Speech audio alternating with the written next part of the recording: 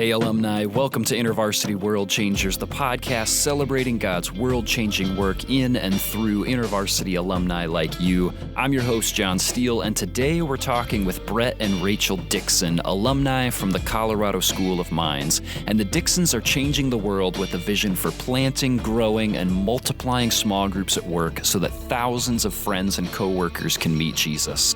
You're going to love this. Thanks for tuning in and enjoy the Dixons story. Brett and Rachael, welcome to the InterVarsity World Changers podcast. Thank you so much, John, for having us. Yeah, it's exciting. Yes. Oh, thanks for being here. I've really been looking forward to this conversation. So I'm excited to get to hang out together. Before we jump into anything official, though, would you just help all of us get to know you two a little bit? Who are the Dixons? Sure. I am Rachael Dixon. Brett and I have been married for going on 12 years. We have 3 young boys, 7, 5, and 3 in our home. Our oldest came to us through foster care and adoption, and then we have our 2 bio boys after that. We didn't meet in university, but met at college at the Colorado School of Mines, which is a really small engineering school outside of Denver. And InterVarsity pretty quickly became a big part of our relationship. And then after finishing school, Brett's job brought us down to Austin, Texas. And so we have been down here for those 12 years. Nice. Yeah, we've been down in Austin now.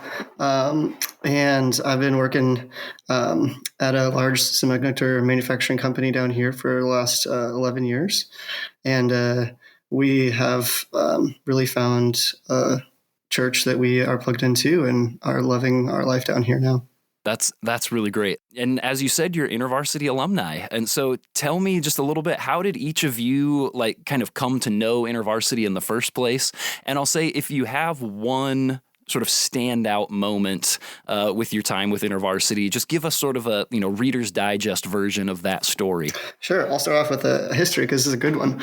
But I grew up in a Christian home and was looking for a way to kind of extend my faith when I went to college. But it was a big life-changing experience, of course. But during the first couple of weeks when they do a new student orientation kind of things, InterVarsity had a booth there, and they were serving ice cream, which I ate a lot of ice cream growing up, and I wanted to be part of some sort of organization. So that's actually how I first got connected with InterVarsity, and just was a really good fit since then. Yeah. And I also grew up in a Christian home, but I came to college ready to kind of sow my oats. And so it wasn't until the spring when I was walking through our college commons that the Holy Spirit really convicted me that I needed to be a part of a Bible study. And so I tried a couple different ones and eventually joined my then boyfriend, Brett, at the last large group of the year, freshman year, and then just fell in love with InterVarsity after that. That's fantastic. Do either of you have a memory that stands out to you from your time on campus with InterVarsity? Well, I got a kind of a big one. It was a pretty good one too. During our senior year, we went to fall conference together, and on a Saturday morning during our first chapel session of fall conference, I got down on my knee and proposed to my wife. Whoa. And she said yes during an InterVarsity fall conference chapel session in front of all of our friends and all of our community. And that one, I'll never forget that. Yeah. Just us and 400 of our closest friends. That's amazing. That's like InterVarsity's version of, getting out on the field on the Super Bowl or something and it going up on the Jumbotron. Yep. That is a phenomenal story. That's a movie moment right there that happened for you in real life. So that is definitely a winning story. I'm glad that you shared that. Yeah, we're a little bit of a legacy at our chapter. A couple of legends. They talk about it at every fall conference. That's awesome. So, as students, all three of us have been students with InterVarsity before, and we are alumni. We remember talking about things like lives transformed, campuses renewed, world changers developed, and that's that third one there. That's what we want to lean into in this podcast, talking about world changers and what it looks like to engage in God's world changing work. And we define a world changer as someone who's had a formative experience with InterVarsity and someone who is continuing to grow in those four loves, in love for God, His Word, His people, and His purposes. And I've recently gotten to hear at least part of a story that indicates some of those experiences that the two of you are having in your context. So my understanding, Brett, is that at work for you in particular, there's been some really cool stuff that's been going on. So tell us as much as you can about sort of what this context has been and the places that you've been engaging with the Lord. Yeah, absolutely. I've been working down here in Austin now for the last 12 years at this semiconductor manufacturing company, and we have started leading a Bible study group on site. Nice. That is now grown to meeting 3 days a week. Wow. And we're seeing about 50 people a week coming to Bible studies on site, with 100 more in a group chat. That we get to kind of talk and support each other. And what's pretty cool is this group really consists of people from all kinds of different churches, all kinds of different denominations. And we all just happen to work together. But it's believers from all over the place across our city, and also some seekers, some people that are interested, that have some desire to understand what the Bible is about. On top of meeting for Bible study 3 times a week, we are also doing prayer walks around our campus. Wow. Like once a month, with like 10 to 15 people, covering, we have a big campus, so we cover the whole site with prayer. It's been pretty fun to do. And then we've been organizing some like volunteer events in the community about once a quarter, to involve some more people, and 5 to 10 people are usually doing those with us. And then another cool thing, we have some big cafeterias on site that everyone's at. So once a week, I try to go down there and just eat my lunch with somebody new, and tell them about our Bible study, get to share the gospel if that's where the conversation goes. And then been doing some evangelism just in the cafeteria at work. And God's been doing amazing things. It's really fun to see. And we studied like multiple different books now, and we've even done communion on site, which has been pretty fun to bring that in. Wow. Yeah. That's crazy. And how long has this been? Like, how long ago did this start? Yeah, so it's actually pretty amazing what God did. That our church one Sunday did a story Sunday, and they just showed some stories of people being faithful. And one of those stories was a couple of people that started Bible study at the workplace. This was in 2017, and I think going through that, and I could just hear God ask me, like, "Why not you?" And I'd spent 5 years at this workplace at that point, and I worked, and my life was an engineer at work and a Christian at home. And I could tell God was knocking on that. And soon after that, our church decided to ask us, like, will you tell us where you're employed? And they would connect us with other people that worked at our same workplaces. So I got connected with 2 other people that worked at my workplace, and we met and kind of discussed this vision of like, how do we live out faith at work? And for some context, but our workplace, I've always felt, is a very dark place. Okay. It's a high stress environment, and that leads a lot of people to seeking worldly pleasures to try to overcome that stress. And we wanted to bring the light into this workplace. And we thought, starting just reading the Bible at work was kind of the first step of like, let's do this together. Let's bring the scripture into this place. Let's meet together as a group and start this. And we were able to book conference rooms to do this. Wow. that were open, and we just started that way. But we really quickly, it was just amazing. We could identify people that were believers without having to ask them. We could see people and just how they worked, how they carried themselves, and be like, I think you're a believer. And we would invite people, and we saw this group just start growing, and it's all been word of mouth growth at this point. And people inviting other people. And yeah, it's grown to about this like 150 person group now. Wow. That's unbelievable. And something that stands out to me from the story thus far is that this wasn't even necessarily something that you were initially seeking out to do. That you said you're kind of in like a multi-year rhythm of, I go to work and I do my thing there, and I come home and I do my thing here, and that it's just this sort of separate experience and different experience. And it wasn't that you had these conversations that started to stir like, man, I think that maybe there's a need here, or maybe some of those things were happening, but that it sounds like the primary motivator was, somebody coming to church and saying like, what would it look like for you to start something in your workplace? And that the Lord just like really prompted your heart in that space to be like, why not you? Why not you, Brett? And I'll connect you to some other people that can help make that happen as well. And just to see that kind of explosive, I would say relatively explosive growth out of something like that from nothing to 150 people involved in one way or another. That's phenomenal. What an exciting experience to get to have over these last few years. Yeah. I've never enjoyed working more now. Wow. Like, working has become purposeful now.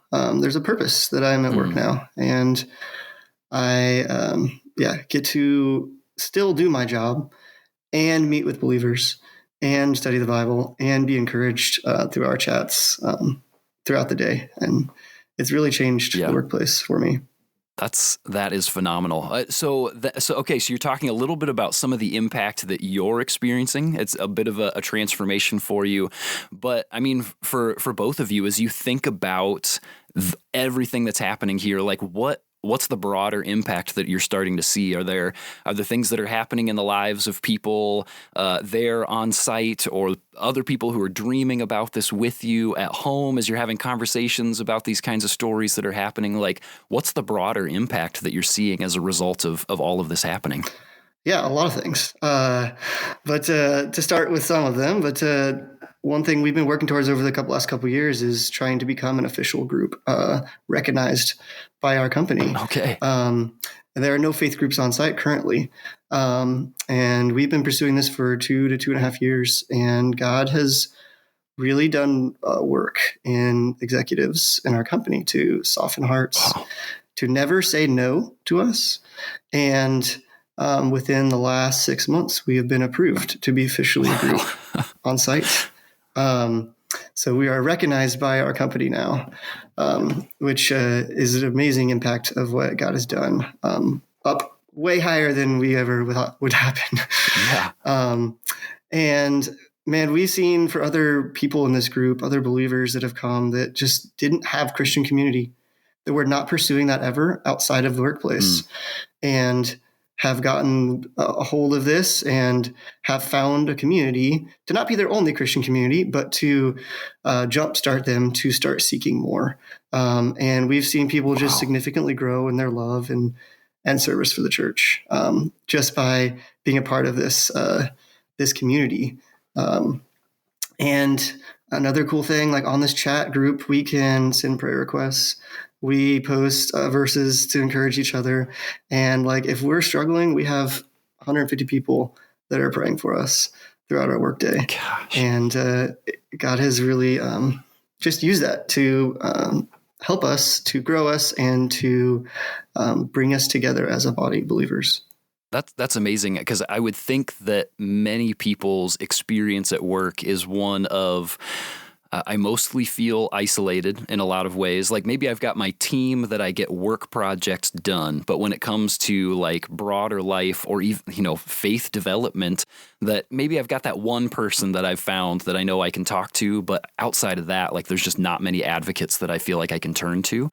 And this gives me hope that there are probably actually way more than you realize in the place that you work. Like if that's been your experience, that for others listening, there's probably more comrades out there than what you realize, more people to connect with and to encourage. But gosh, to be able to say like, here's this thing going on. I can talk to people that I know at work, and I can have 150 people praying for me, for my family, for our church at any given time.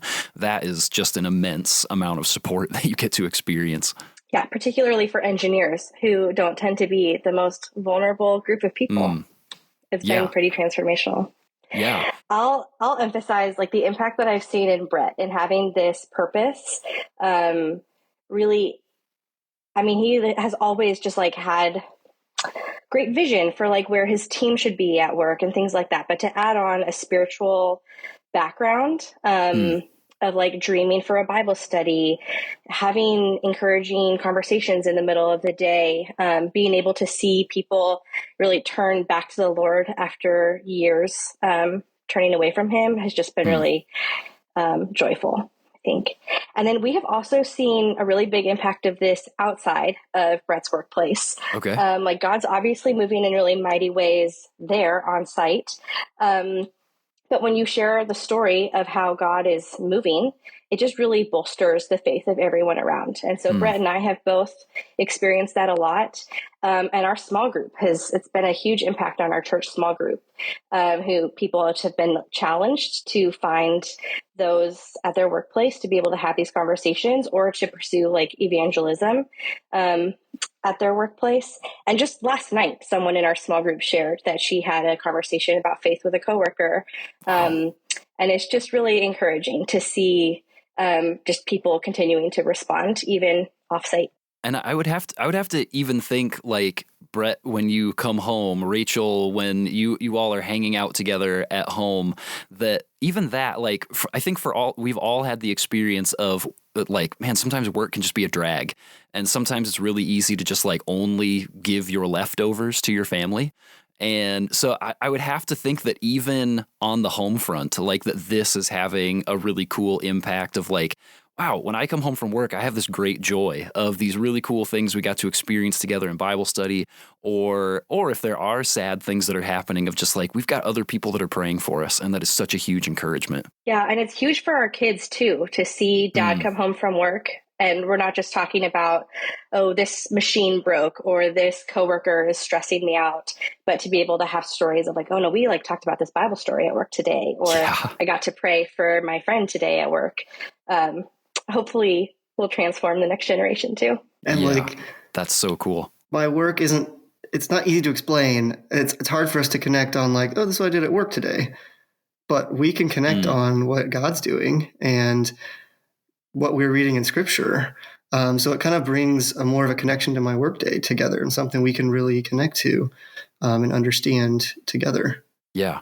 And what a I mean, I think this is what both of you are saying, just like the example that sets of your kids seeing that both of these things are tied together for me. Like the work that we do and the things that we believe, we carry those things together. It's not just I have my work life and I have my home life, or my work life and my faith life. It's like, no, this is like I'm living out the things that I believe and that I care about. I get to do that openly at work, and you can do that too. Like you can grow up to pursue that same desire to see those things as just intimately tied together. That's super cool. What a great example. So, Brett, you just shared about you have now recently become like a recognized group at your work. And that's been something that you've been longing for, praying for, working towards, and seeing progress on, and now it's happened.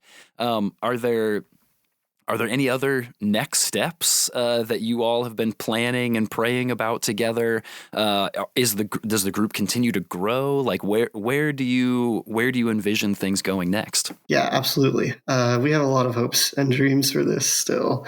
But yeah, it's still growing. God is still bringing more people in. When you have 150 people talking to their friends, they're finding more people versus when we had 3 of us to start with. Yeah. But we're really trying to dream up some ways to send out communication to the whole site. We have 3,000 to 5,000 people on site. Wow. And if we could get a message out to everyone, I think God could really, really do some work through that. Another thing, we're a 24/7 operating facility. So we have 4 shifts of workers, and we currently can only meet during days when the 2 of those shifts are here. And so we're really hoping that God will raise up some people on our night shifts to be able to start doing Bible study on our other shifts, that we could have an option for anybody that comes into the site to be able to do Bible study. Wow. On top of that, we're building a new facility right now, and dreaming of what it's like to, hey, our group can now be on both of these sites, and get to see when our company potentially doubles in its workforce, see how many more people we could impact and that the Lord could reach through this. This is, I mean, these stories are blowing my mind. These are the kind of stories that when I was a campus staff, these are the kind of stories that you long to hear, like, happening on campus with your students. And you really don't even think about, like, you could sort of copy paste this and see this happen at work too. Mm-hmm. So the fact that you're telling stories that to me so much equate with campus ministry experience but that it's happening in your workplace is just like mind blowing. And just like, I mean, it fills my soul with hope for the possibilities of what could happen, for my wife at her work, and for my friends at their place, the other people in our small group, of like, what could they do in their places of work and in our neighborhood, and just other people listening to this, of like, those of you who are listening in, like, what could happen for you at your place of work or your context? It doesn't have to be this exact thing. And the fact that you started with 3 of you, and that this, it wasn't that you had, we had 25 people that were psyched about this right off the bat. It's like, no, there were 3 of us, and that it's grown to this place, and we have dreams of multiplying into a whole nother building and other shifts. And man, that is so exciting. Maybe I've certainly already started thinking about this, but as you think back to your days as a student with InterVarsity, I mean, for both of you, and you think about the formative experiences that you have there, what are the things that you can look back at there and say, like, these are some moments that I remember, or some things that I was trained in, experiences that I got to have in this community that were huge in helping prepare us for this season of life, and this just kind of these local moments that we're having, these local world changer moments that we get to have with the Lord? Like, what were some of those formative experiences that you look back on? I can think of 2 of them, probably, at least. But one of them was inviting people, seeking out people to invite into things, particularly Bible studies during InterVarsity days in college. We were, going through the dorms, or trying to let people know what we were doing, and inviting people into that, and breaking down a lot of barriers of fear in that, potentially. And that has been exactly what I'm doing now in the workplace, to invite people and bring them into this. And then we definitely got a lot of ground in how to do inductive Bible study through InterVarsity. And that is exactly what we're doing in Bible study at work. And so that has prepared me and many other people that are doing this to lead these Bible studies, and to be true to the Scripture, and to make that the focus and what we base our truth and our conversation on. Yeah, and just to like double up on the inductive Bible study, Brett and his team, they aren't working through any form of curriculum. They're assessing the needs of their workplace and trying to find a book of the Bible that would be encouraging, or what the people there need. And so they're not relying on any kind of thing that's made by another person. They're just using their ability to do inductive Bible study and God's word to kind of lead that out. And then for me, near the end of our time at Mines, our campus staff really encouraged us to start looking at the places where we had weightier influence, where just where we were present. And so like if you were in a sorority or your major or your dorm or a club that you were in, and to really like find those people that maybe other people wouldn't have access to, or at least the influence to have a conversation. And so, yeah, I think like Brett is a great model of that. Like he saw where he was and saw the need and met it. And I think InterVarsity also placed a huge value of Christian community. And not only just community, but community in a really theologically sound environment. And so that really influenced us as we moved away from family and friends to find a local church that provided solid Christian community for us and good theology to be able to really be rooted in truth. Yeah, and to have those kinds of experiences that prepped you to look for, the particular kind of church that you've been plugged into that has encouraged you to think about your everyday life context, your work, and what that looks like for the two of you together to be mindful of those kinds of things of like, oh yeah, this sounds just like the kind of stuff that we would have talked about on campus. What does it look like to love the other people in your major, to love the other people in your dorm, to want to take steps in sharing Jesus with them, to invite them into that, and that both of you then could step into this church and recognize like, oh hey, these are some common themes that we've heard before. And the Lord is prompting us to take some steps of not just, this is stuff we did on campus, and we can do this in our everyday life context as well. And that's really phenomenal. I love that. As we think about people who are listening in on this conversation, who are, maybe they've felt stalled in what it looks like to partner with Jesus in the world-changing, like Jesus is doing world-changing work in our context. It is happening. And for us, it's a matter of like, what does it look like for us to partner with him in that? And maybe some people are feeling stalled. Maybe some people are feeling like, I don't really know how to recognize that yet. What advice would the two of you have for other alumni world changers like you who are kind of working through that with the Lord? Yeah, I've said a lot of this already, but just to emphasize, like asking the Lord to open your eyes to the places where he has you, because he has you there purposefully. And then knowing that you're equipped to do God's work in that space purely because he's with you. There's like nothing else that really needs to equip you to do the work. Yeah, absolutely. I heard this a lot growing up, and it didn't come real to me until I was doing this, but am I an engineer that happens to be a Christian, or am I a Christian that happens to be an engineer? And that's become very real to me, that we can be primarily and first a Christian no matter where we are, and use whatever space we're in to show what we believe. And I spent many years not doing that. And when my Lord prompted my heart to move towards that, he has been very faithful to work through that in very, very small steps of obedience. He's done great things.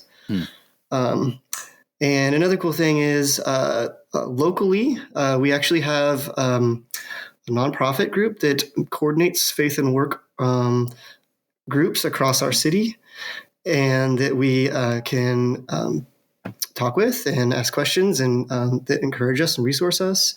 Wow. And there's also a national faith and work organization across the whole country that brings hundreds of different companies that have official workplace faith organizations, and it does events together through that. And that was a pretty amazing thing for us to see, that what we're doing here is small.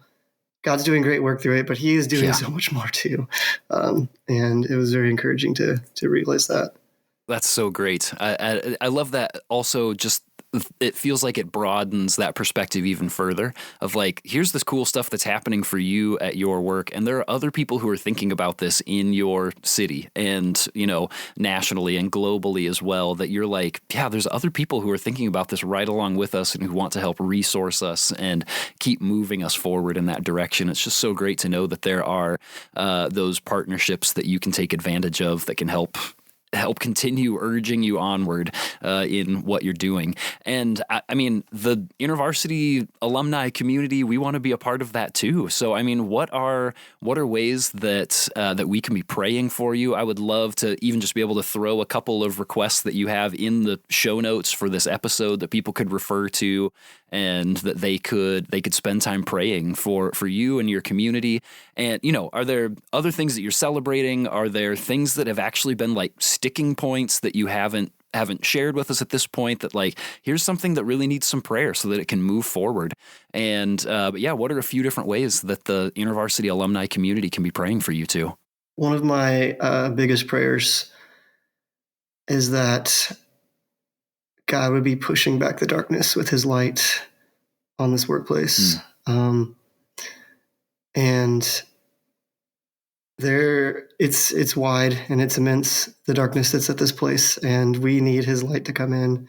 We need his light to change people, to change things, and he's doing a mighty work, and we are just praying for an increase of the Spirit to pour out on this place.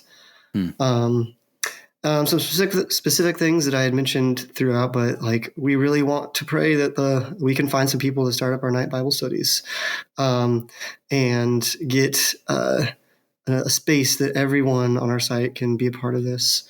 And we really want to find the right way to communicate to our whole site and see what God could do through that.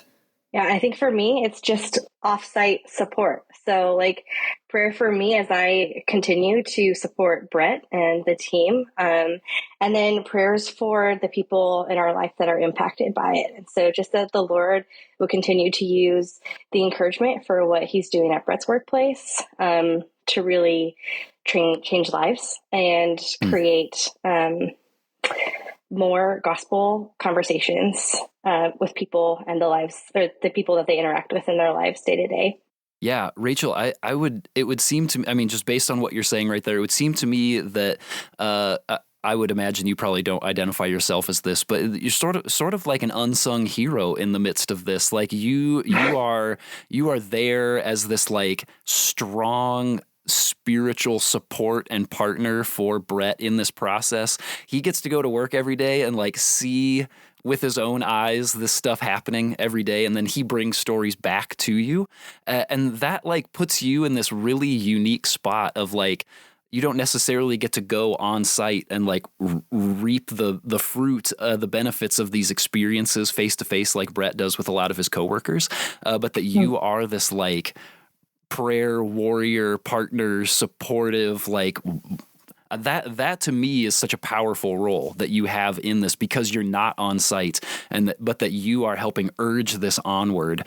It seems to me like you play an extremely pivotal role in this, that I imagine there's a lot of people who are spiritually benefiting at Brett's work, that don't even know the important role that you have played in this process as well. And so I just think that that's really phenomenal that you are like just this dedicated, important part of this process, even if you're not on site with it every day. That's fantastic. Thank you. That's really encouraging. Amen to that. She actually got to name our group at work, because I brought home one day that we were trying to decide a name for our group, and she had better ideas than all of us engineers at work. So she got to be directly involved in that. That's awesome. Yeah, my creative edge balancing his logical mind. There you go. This and I think that this is also such an important part of the story for us to make sure that people hear it. If you are in a marriage partnership like this, and there's one of you that is really like, here's this thing that's happening, and the big parts of this story are happening in my everyday context, but that you two are in this together, that this is your world changer experience. You are following Jesus together in this process, and this is a partnership that is happening in all of these different spaces. And I think there are probably places where it might be easy for somebody in a situation like you're in to maybe feel like, man, okay, but where's my world changer thing that's happening? And it's like, no, this is your world changer thing that's happening, and there's probably other spots too. Rachel, I imagine that you have your own stories of like your day-to-day life and things that are happening for you that are like, man, this is how God is changing the world, and I get to be a part of that here. But the things that are happening at work with Brett and his coworkers, like this is also part of your story, that you are a part of that moving forward. And like that is phenomenal. That is a phenomenal level of faithfulness that both of you get to partner in together. And it's so exciting that we have alumni who are doing this kind of stuff together. And I mean, it's an honor to get to hear this story, to be a part of sharing it with other people, and to be able to pray with you in this process. Yes, for these other shift workers to step up, and for people to be able to lead Bible study in those places, to be able to prepare for multiplying into a new building. You two are world changers. This is a super cool story. Thank you so much for sharing it with us, and for following Jesus in this way. Super thankful to be able to share, and humbled that like God has given us this story to be able to share. Yeah, thank you so much for giving us this opportunity. What God's doing here is not the only thing that he's doing. He's at work in so many ways, and it's fun to be able to share that and encourage others. Thanks, John. Thanks for tuning in, alumni. Check the show notes for more information about today's guest and for ways that you could be praying for your fellow alum. If you know someone who needs to hear this story, take just a moment to share the episode with them, and then be sure to leave us a rating and a review as well. Now go change that world, alumni.